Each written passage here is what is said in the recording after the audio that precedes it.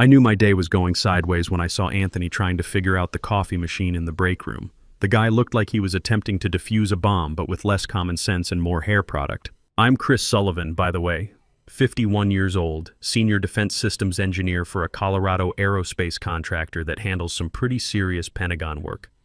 I've been building satellite coordination networks that keep our military's eyes in the sky working properly for the past 25 years. I don't deal in maybes. I deal in redundant fail-safes and systems that absolutely cannot go down.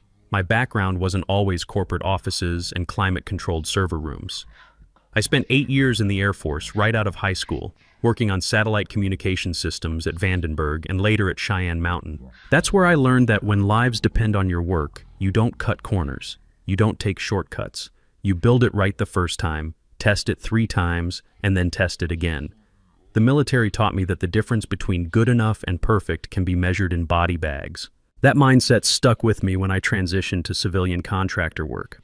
I was leaning against the counter watching Anthony struggle with a coffee pod that was clearly labeled decaf while he muttered something about optimizing operational throughput. This is the guy corporate brought in 6 months ago to streamline our division.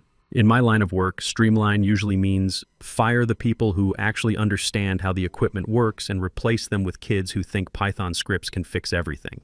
Anthony had an MBA from some online program and spoke exclusively in buzzwords.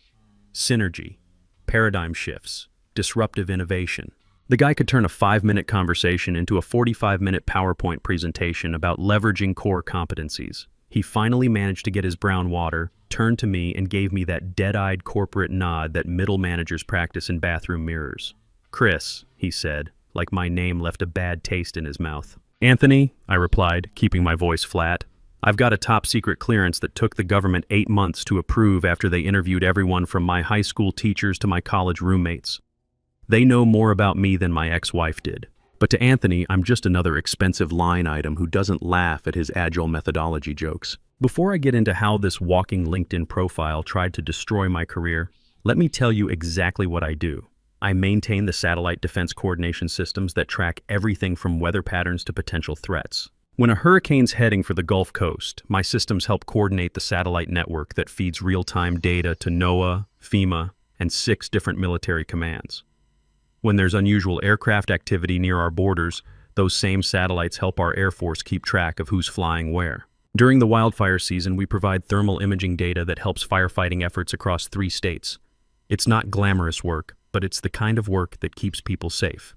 The satellites I coordinate cost more than most people's houses. Each one carries sensors worth millions of dollars, and they're positioned in orbits that took years to calculate and months to achieve. When one of these systems goes down, it doesn't just affect our company. It affects military operations, disaster response, and national security. That's why we have procedures. That's why we have protocols. That's why we don't let fresh college graduates with YouTube programming tutorials anywhere near the controls. I walked back to my lab. We call it the command center. It's a climate-controlled room kept at exactly 65 degrees, filled with enough computing power to run a small city. The walls are lined with monitors showing satellite telemetry, network status indicators, and enough blinking lights to make it look like mission control. Each screen displays data from different satellite clusters, weather monitoring arrays, communication relay networks, and the classified defense tracking systems that I can't talk about in detail, but form the backbone of our military's situational awareness. The room has that particular smell of expensive electronics and filtered air. 4 server racks humming quietly in perfect synchronization, their status lights creating a constellation of green dots that means everything is working exactly as it should. I've spent more time in this room than in my own living room over the past 15 years. Every cable, every connection, every backup system, I either installed it myself or supervised its installation. I sat down at my primary workstation and got back to finishing the quarterly system maintenance protocol. This wasn't your typical IT update where you click install and hope for the best. This was the digital equivalent of servicing a nuclear submarine. Every connection had to be verified. Every handshake protocol had to be tested. Every backup system had to be confirmed operational. One missed step, one shortcut, and we could lose communication with 12 satellites that provide critical data to 3 different military commands. The maintenance routine I was running had taken me 2 days to write and 3 years to perfect. It checks every component in a specific sequence, verifies all encryption keys, tests emergency protocols, and creates multiple backup configurations. The process takes 6 hours to complete and generates a 847-page diagnostic report that gets filed with both our internal security team and our Pentagon oversight contact. I've been doing this quarterly maintenance for so long that my fingers move almost automatically. Check the primary feeds, all green. Verify the backup channels, operational.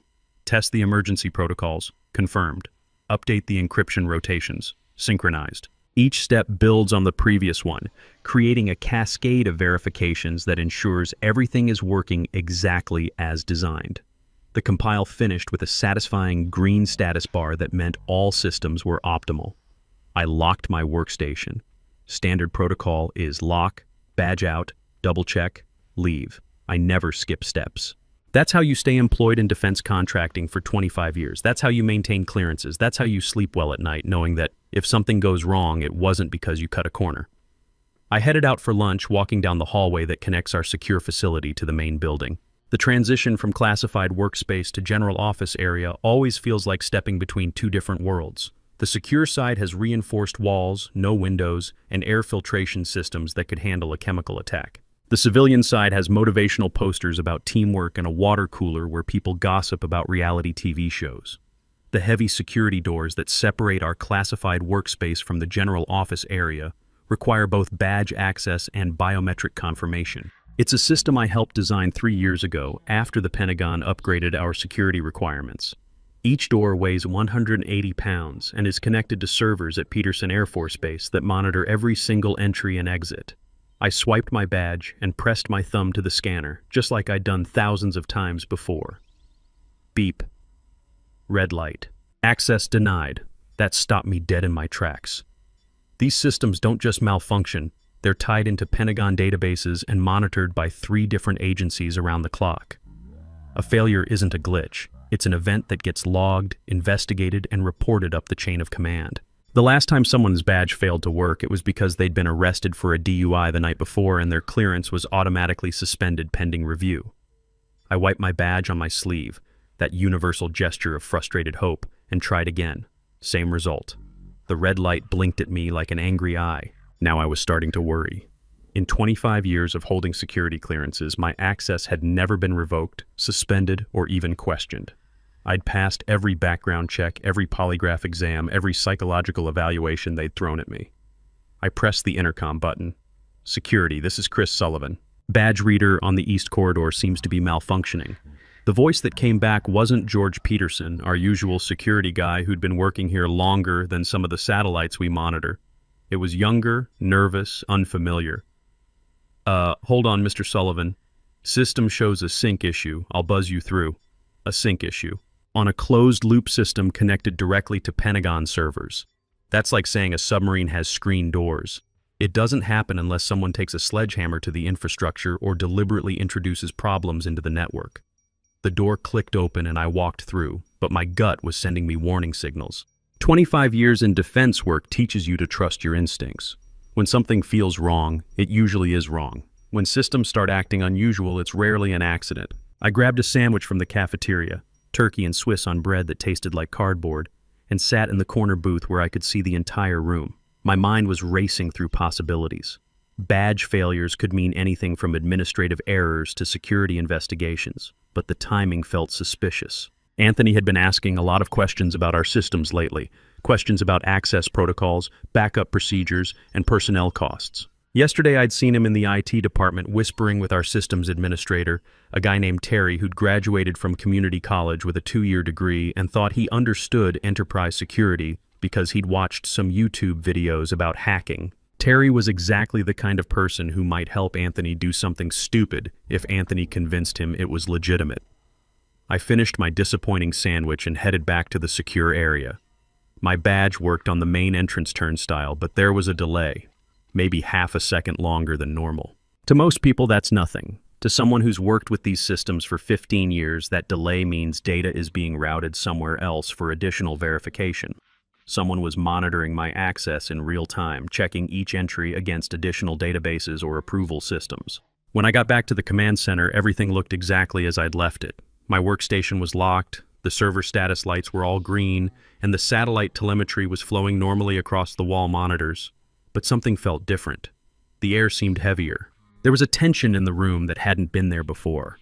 I logged into my workstation and immediately pulled up the access logs using a keyboard shortcut I'd programmed years ago. A little maintenance backdoor that bypasses the standard graphical interface and connects directly to the system kernel. It's not in any documentation, it's not part of any official procedure, it's just a tool I'd created for myself during late-night troubleshooting sessions. The logs told a story that made my blood pressure spike. There it was, clear as daylight. User, Chris Sullivan, time 12:47 p.m. Command, export, home, satellite data, dev/null. Someone had accessed my terminal while I was eating my cardboard sandwich. They'd tried to copy our entire satellite database, but whoever did it was clearly an amateur.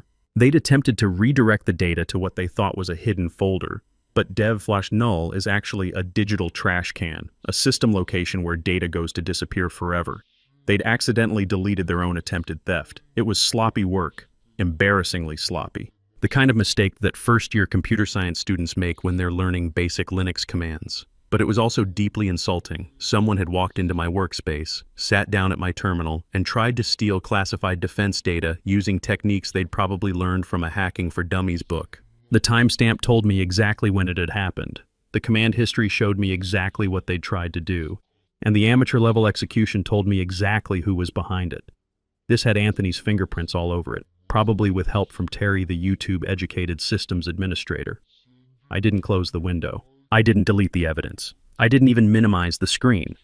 If they were coming for me, and the badge malfunctions suggested they probably were, I needed to document everything. Evidence has a way of disappearing in corporate environments, especially when executives are trying to cover up their mistakes.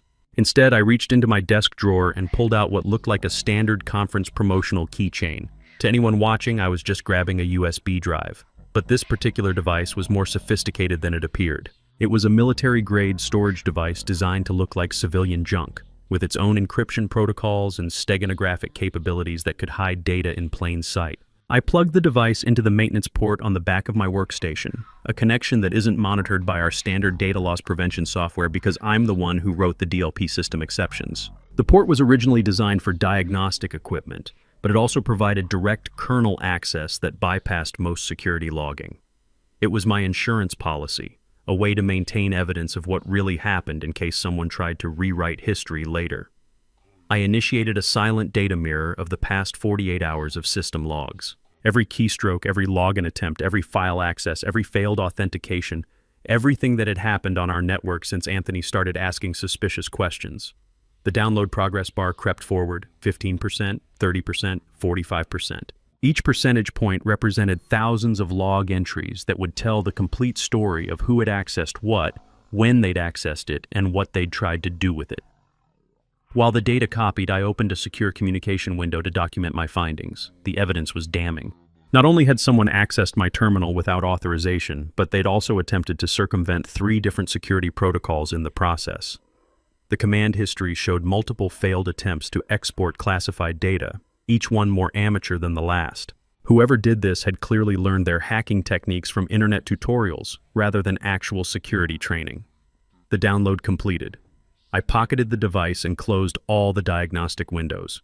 From the outside, it would look like I'd just been doing routine system maintenance. But now I had a complete record of everything that had happened, encrypted and secured on a device that looked like a $2 conference giveaway. I spent the rest of the afternoon working normally, monitoring satellite feeds and updating system parameters. But I could feel the tension building. The atmosphere in the building had changed. People were walking more quietly. Conversations stopped when I entered the break room. Even George Peterson at the security desk seemed nervous when I passed by his station. The summons came at 8:30 the next morning. An Outlook calendar invitation marked urgent in red letters. No agenda, no details, just a meeting request with Anthony Walsh and Patricia Williams from Human Resources. The meeting was scheduled for 9 a.m. in Conference Room B, the same room where they'd announced the last round of layoffs 6 months ago. I knew exactly what this was about. 25 years in corporate defense contracting teaches you to recognize the warning signs. Emergency HR meetings don't happen to give you good news. They happen to cover the company's legal exposure when they're about to do something that might trigger lawsuits. I walked into Conference Room B at exactly 9 a.m. Anthony was already there, wearing one of those expensive quarter-zip fleeces that cost more than most people's monthly salary. He had a manila folder positioned precisely in front of him on the fake mahogany table, and his barely contained smirk told me he thought he was about to have the best day of his corporate career. Patricia Williams from HR looked like she'd rather be getting root canal surgery. She was aggressively shuffling papers that didn't need shuffling, avoiding eye contact with everyone in the room and periodically checking her phone like she was expecting rescue messages.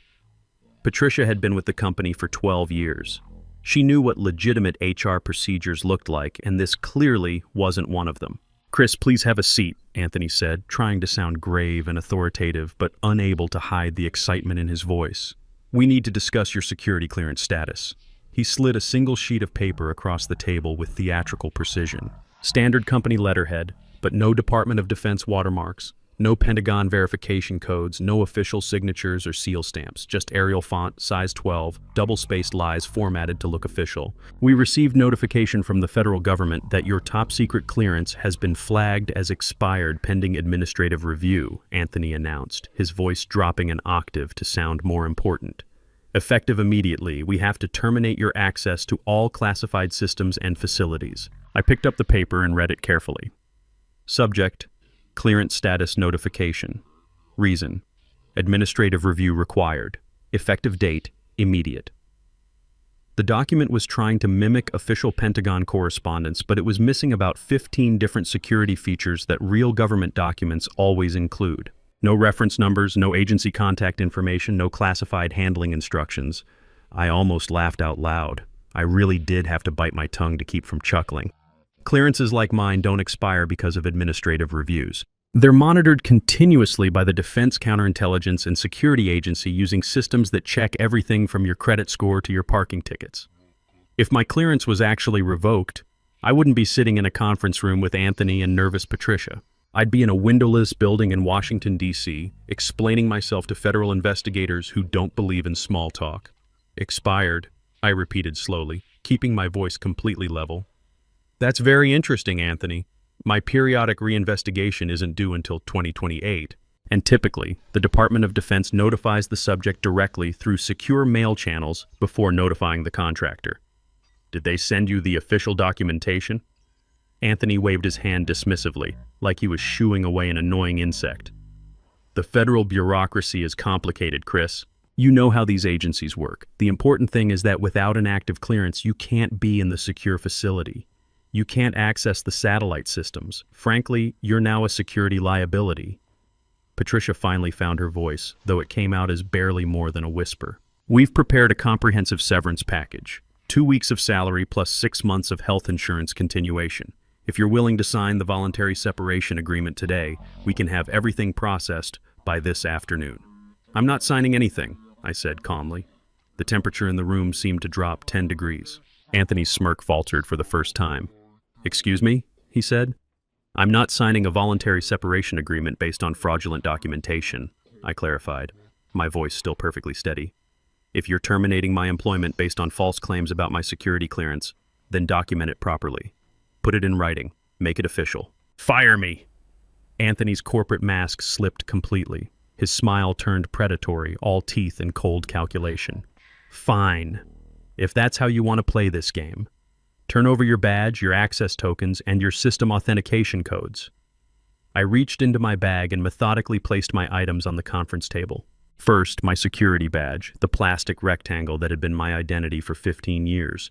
The photo was from 2008, back when I still had hair and believed that hard work was always rewarded fairly. Next to it, I placed my RSA token, the small electronic device that generated 6-digit security codes every 30 seconds. "What about the master access codes?" Anthony asked eagerly. "The administrative passwords for the satellite coordination network?" There it was, the real reason for this entire charade. He wanted my system access codes so he could hand them over to whoever he'd hired to replace me. Probably someone younger, cheaper, and completely unqualified to handle defense systems that cost more than small countries' annual budgets. "The access codes aren't physical objects, Anthony," I explained slowly, like I was teaching quantum physics to a golden retriever. "They're algorithmically generated based on biometric authentication tied to my security profile. The codes rotate every 8 hours using cryptographic seeds that are linked to my fingerprints, retinal patterns, and voice authentication. You can't just hand them to someone else like car keys. We'll figure that out, he snapped, his patience finally exhausted. Security will escort you from the building. Clean out your desk. You have 10 minutes. I stood up slowly and looked Anthony directly in the eye. You really have no idea what you're dealing with, do you? This isn't customer relationship management software. This is a defense coordination network that manages satellite data for military operations across 3 time zones. Your time has passed, Chris, he said with obvious satisfaction. We need fresh thinking, modern approaches, agile methodologies. Fresh thinking, modern approaches. He wanted to replace 25 years of defense experience with someone who'd learned programming from online tutorials. I didn't slam the door on my way out. I didn't raise my voice or make threats. I just walked calmly to my desk, packed my personal items, and left the building like a professional. But Anthony had just made the biggest mistake of his corporate career. He'd lied about a federal security clearance, committed fraud involving classified systems, and compromised national security to save money on payroll. And I was about to make sure the very right people found out about all of it. I didn't drive home after being escorted out. Home is where you go to lick your wounds and feel sorry for yourself. Instead, I drove straight to Peterson Air Force Base, to a nondescript office building about 2 miles from the main gate. The sign out front just says Defense Contractor Liaison Office, but people in our business know it's where you report security breaches that can't go through normal corporate channels. The building looks like any other government office. Beige walls, fluorescent lighting, and that particular smell of industrial carpet and bureaucracy. But the people inside have authority that reaches all the way to the Pentagon. I checked in with a receptionist who looked like she could break someone's arm without spilling her coffee, and within 15 minutes I was sitting across from Director Paul Turner, a retired Air Force colonel who'd been handling contractor oversight for 8 years. Mr. Sullivan, Turner said, reviewing the evidence on my USB device, this is concerning. Forged federal documents, unauthorized access to classified systems, and attempted data theft. How long has Mr. Walsh been exhibiting this behavior? The questionable decision started about 3 months ago, I replied. But the actual security violations began yesterday when someone accessed my terminal without authorization. Turner nodded and made notes in a file that probably contained more information about me than my mother knew. We'll need to verify your claims before taking action. Can you monitor their activities remotely? I explained about the maintenance backdoor I'd built into the system years ago. Strictly speaking, it probably violated a few IT policies, but it was designed for emergency situations exactly like this one. Turner didn't seem concerned about the technicalities. He was more interested in what Anthony might do next. Keep watching, Turner said. Document everything. We'll be in touch. That night, I sat in my home workshop monitoring the disaster unfold in real time. Anthony had moved fast. By 2:00 p.m., he'd hired Brandon Cole, a 27-year-old programmer from California who'd been fired from 2 startups for incompetence, but apparently interviewed well. By 4:00 p.m., Brandon was sitting at my workstation trying to figure out how to access systems that required security clearances he didn't possess. I watched through the security cameras as Brandon typed commands he'd clearly copied from internet forums. He was trying to install consumer-grade software on military networks, attempting to download code from public repositories onto classified systems, and generally treating a multi-billion-dollar defense network like his personal laptop. Anthony, Brandon called out around 6:00 p.m., the security on this system is insane. I can't install any of my development tools. How did the old guy get anything done? Anthony walked over. Carrying 2 cups of coffee like this was just another startup office. Chris was old school. Just work around the security restrictions. We need this operational by Monday. Sure, no problem, Brandon said confidently. I'm just going to clear out some of these legacy files to make room. I watched in horror as Brandon typed rm/rf/var log checksums. Those weren't legacy files. Those were integrity verification checksums that confirmed every piece of satellite data we received was authentic and uncompromised. Deleting them would trigger emergency protocols designed to protect against hostile attacks on our infrastructure. Brandon hit enter. For about 30 seconds, nothing visible happened. Then, silently, alerts started cascading through government networks. The system assumed the checksums had been destroyed by foreign hackers and immediately began lockdown procedures. Data encryption activated, satellite feeds switched to emergency mode, and most importantly, automated alerts went out to every relevant defense agency on the East Coast. My secure phone buzzed 3 minutes later. Handler. Critical security event detected. Node 4 integrity failure. Status report required. Sullivan. Unauthorized personnel deleted verification checksums. I was terminated yesterday under false pretenses. Handler. Terminated? Your clearance shows active. Who authorized termination? Sullivan. Site manager Anthony Walsh using forged federal documents. Handler. Stand by. Investigation team mobilizing.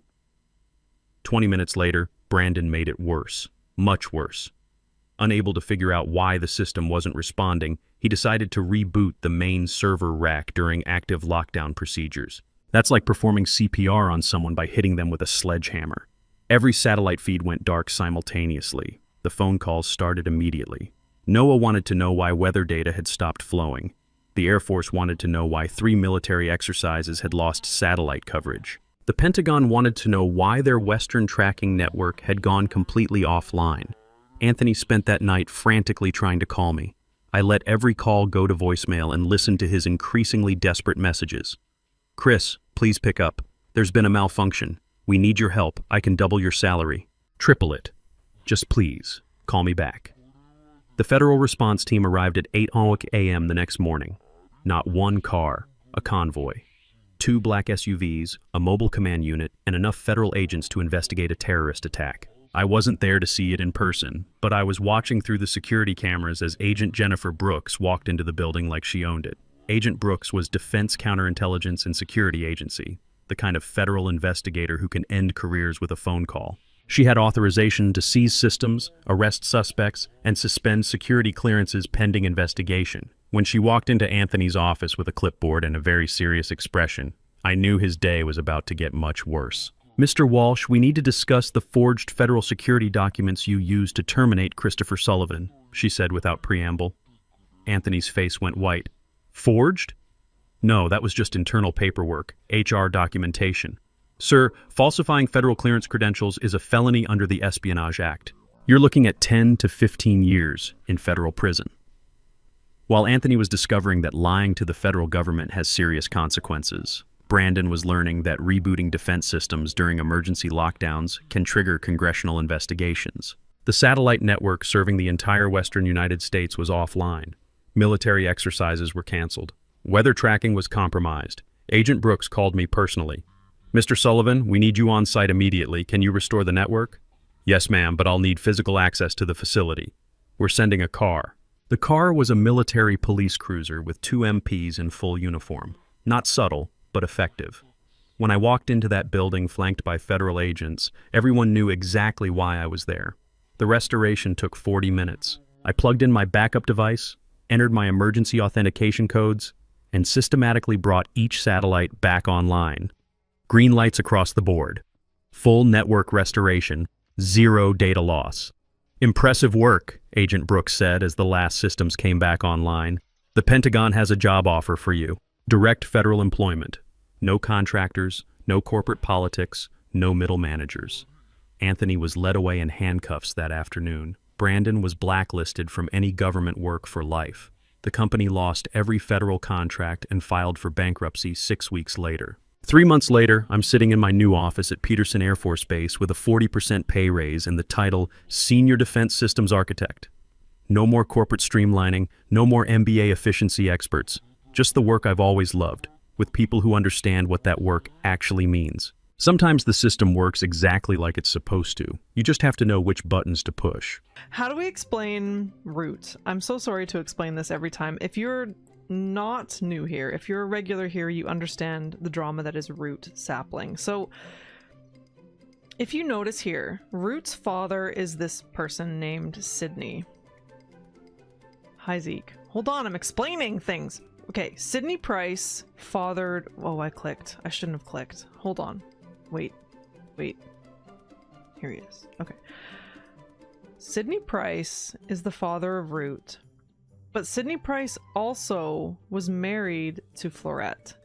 So Birdie essentially seduced her stepfather and got pregnant by him. And that's really this... I don't know why it takes so long to explain. That's pretty much it.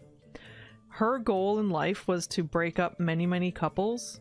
She locked her sights onto him, and Root was born. It's not illegal. It's not weird. Can you clip this part and make Root a command so you don't have to explain? I mean, I technically don't have to explain that every time. I can just not. But it's also fun stream lore. I think it's fun. I don't mind explaining it. It's been a long time since I've played this game, so.